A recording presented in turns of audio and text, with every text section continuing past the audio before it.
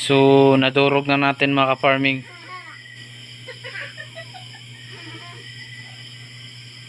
So ito, lagyan na ng konting tubig. Papainom natin sa ating broiler.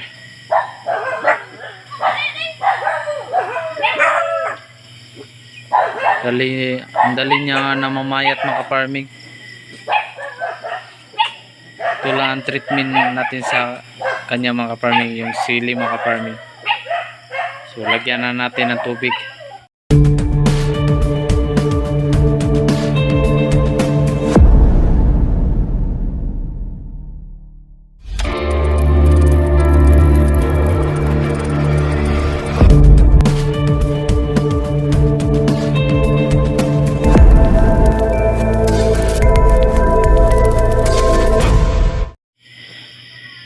So mga ka-farming, meron tayong sinisipon na broiler mga ka-farming. So unti-unti na mamayat mga ka-farming. Kanina po kumakain po ito mga ka-farming. So ngayon madali silang mapayat mga ka-farming pag hindi sila makakain ng isang beses. Kaya ang treatment natin sa kanyang mga farming ay sili mga farming. Ito na sili mga farming. Yan ang treatment natin. Yan ang papainom natin sa kanyang mga farming.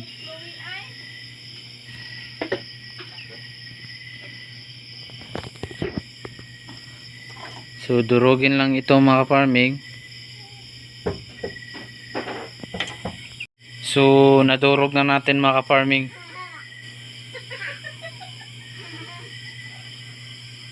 So ito, lagyan na ng konting tubig.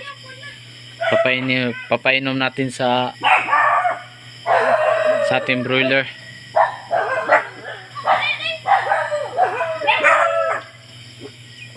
Ang dali niya na mamayat mga farming. Ito lang ang treatment natin sa kanya mga farming, yung sili mga farming. So lagyan na natin ng tubig.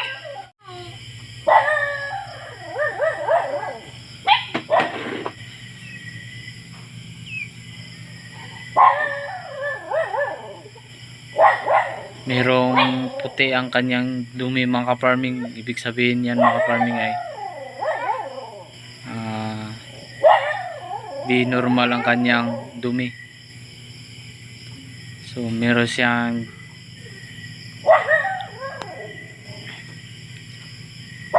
sakit mga farming. Kailangan na agad ng treatment mga farming. At maglagay tayo ng paracetamol mga farming. Ihalo natin sa tubig mga farming na mayroong sili mga farming. So tara mga farming.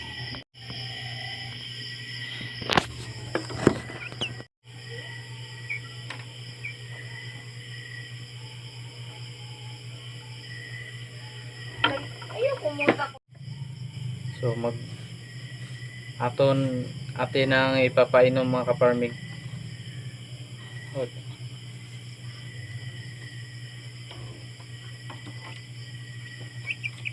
Paracetamol at sili mga ka-farming ang papainom natin sa kanya mga ka-farming.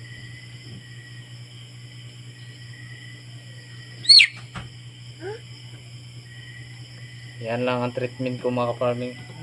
May kapalan mong kwan.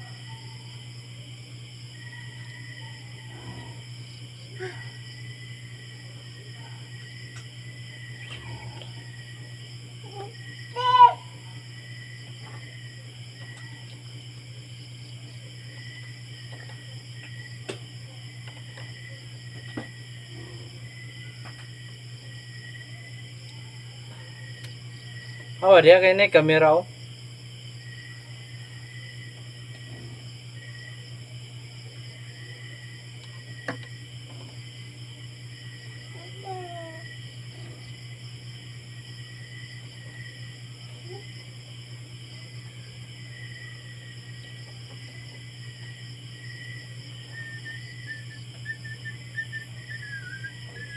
hinati ko lang yung isang paracetamol mga farming para hindi ma-overdose ang ating alaga mga farming.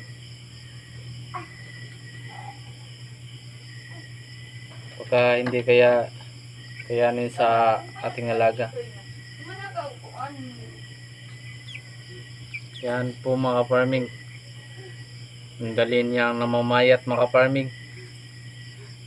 Pag hindi mo maagapan mga farming, siguradong patay na to. Ano kayang dahilan nito? Bakit hindi talaga maiwasan mga farming na hindi magkasakit ang iyong alaga mga farming? Dapat lang po mga farming na hindi masyado, dapat mga farming na hindi marami ang magkasakit mga farming. Dapat na malinis ang kanilang tubig, pakainan mga farming, at mayroon tubig at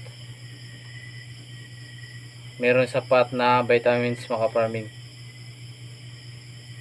Ito po mga farming ay base lang po sa aking experience na sa paggamot ng mga mayroong sakit ng ating broiler, coryza, diarrhea o sipon or halak mga ka-farming. So ito po mga ka-farming, mababansot na po to mga ka-farming kasi nagkaroon siya ng sipon at halak mga ka-farming. So ngayon hindi po natin siya isasama sa, hindi natin ibalik sa kulungan mga ka-farming, sa kanyang kasama. Iwalay muna natin siya mga ka-farming.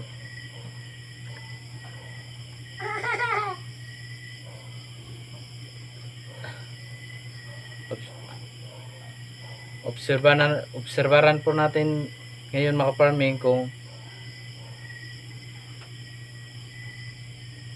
okay ba siya, kung kakain ba siya mga farming.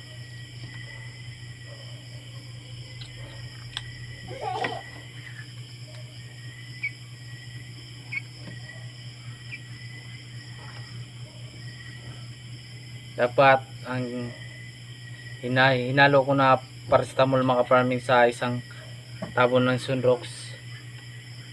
Dapat maubos po ito mga farming para gumaling ang ating alaga mga farming.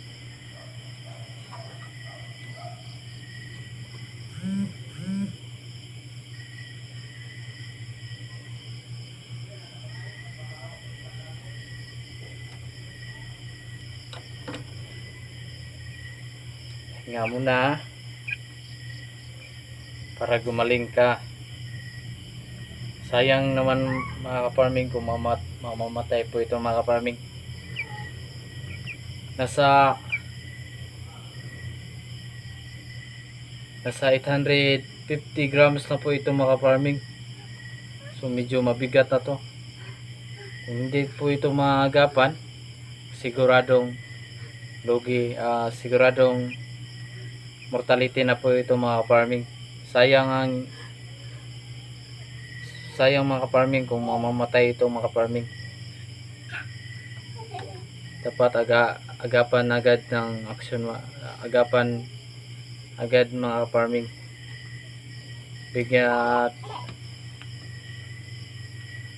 Huwag mo silang pabayaan mga ka-farming na hindi kumakain.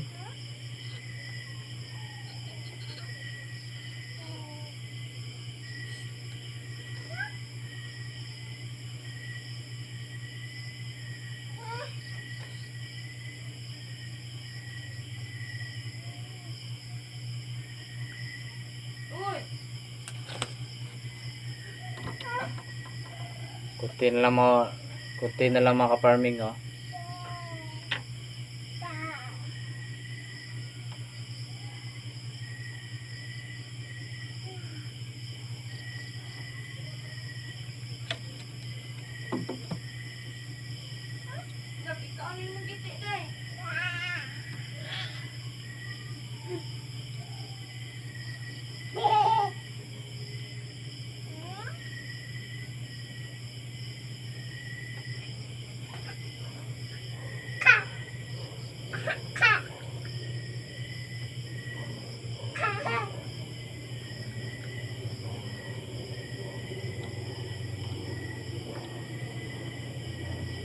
So mga ka-farming, iwalay natin siya mga ka-farming.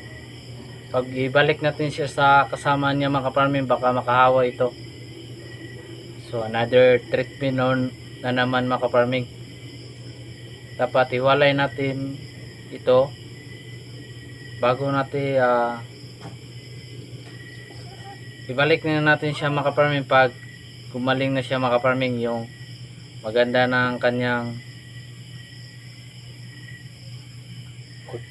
na siyang kumain at uminom mga ka-farming. Pag gumaling na siya, ibalik natin siya sa kasama, pero hindi na doon na siya sa yung may bansot mga ka-farming ilagay. Pag ibalik natin siya sa mga malalaki na kasama, siguradong mababansot to mga ka-farming. Doon nato siya isama sa mga maliliit na broiler. Mga ka-farming, dito muna siya natin ilagay kasi walang ilaw ang ating kulungan. Dito muna natin ilagay para makakain siya mga ka-farming. Bigyan siya natin ng kainan mga ka-farming kung kumain ba siya. Hindi naman siya kumain, hindi pa siya medyo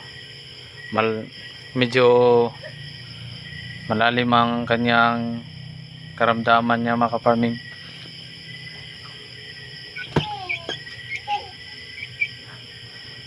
Okay lang hindi siya kumain ngayon mga ka-farming, basta importante na agapan natin mga ka-farming, nabigyan natin ng treatment. Kung hindi pa ito nabigyan ng treatment, siguradong wala na to, patay. So yan lang ang pamamaraan ko sa pagtitreatment sa mga alaga na. So yan lang ang pamamaraan ko sa pagbigay ng treatment sa aking mga alaga mga ka-farming. Yung sili at paracetamol mga ka-farming para gumaling siya mga ka-farming. So ito mga ka-farming, nasa 800 grams yata mga ka-farming, 850 grams. So malaki na po. Kung hindi po ito nagkasakit, siguradong nasa 1 kilo na po ito mga ka-farming. So ang dali niyang namamayat mga ka-farming. Ganun talaga ang broiler mga ka-farming, madaling mamamayat. Obserbahan natin mga ka-farming kung kumakain siya. Tinignan lang niyang feeds mga ka-farming, baka wala pa siyang ganang kumain. Kung kakain siya mga ka-farming, so unti-unti na po siya gumagaling mga ka-farming. So siguradong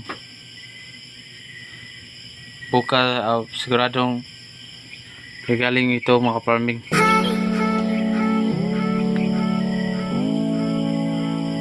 Yung kalahating paracetamol mga ka-farming, nilagay ko dito sa tubig ng kanyang tubig mga ka-farming. At least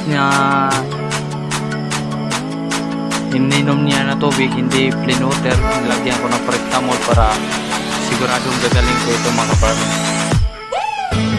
So yan na pamamaraan ko mga ka-farming. Huwag niyo kalimutan mag-subscribe, like and share mga ka-farming, with the notification bell para updated ka sa mga bagong video. Salamat sa iyong panonood mga ka-farming, and God bless. Salamat sa iyong suporta.